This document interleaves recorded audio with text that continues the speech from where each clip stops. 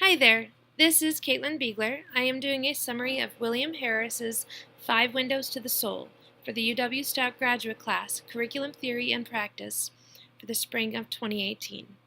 You will see on the bottom of this page is a link to the stateuniversity.com page with most of the information that is in this slide as a reference. William T. Harris was born in 1835 and died in 1909. Above here is a photo of him. He started as an elementary school teacher, but became superintendent after 9 years, which is pretty quick.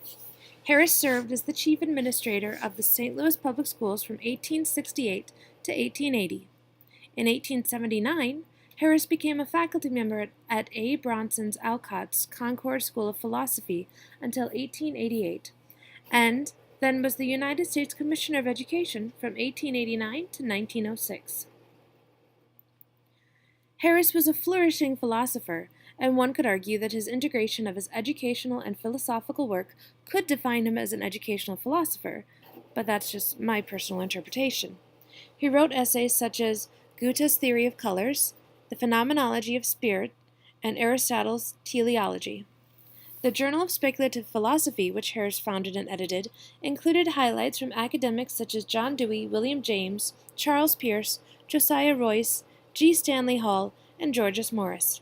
Pictured above are a few other titles he also wrote. Before Harris, schools were very limited in what they felt was important to teach and who they thought deserved education. They taught the very basics of reading, writing, and arithmetic. Harris felt that education was a necessity for all citizens, regardless of race, gender, or ethnicity. He felt that education created a better citizen who would work better within a democratically governed society. While Harris is not considered a progressive by many historians, in his time he made many great changes that you can still see in our schools today, including advocating free public schooling for all children, regardless of age, race, gender, or ethnic background.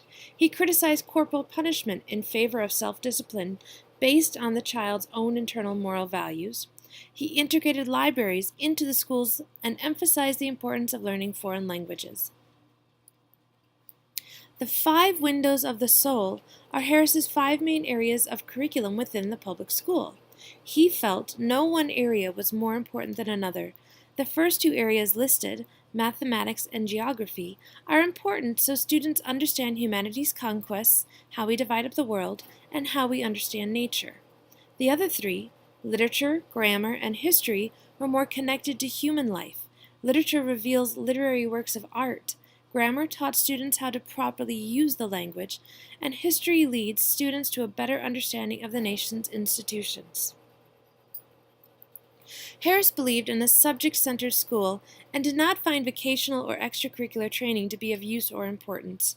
His views eventually were challenged and often replaced by the progressive movement that followed him, with a more child-centered model.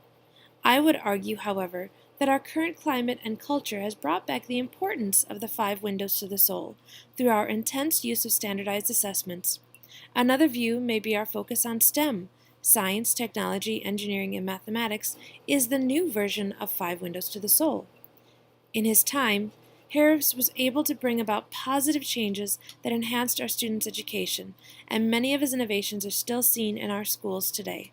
I hope this gave you a little insight into William Harris and the 5 windows of the soul. Have a great one.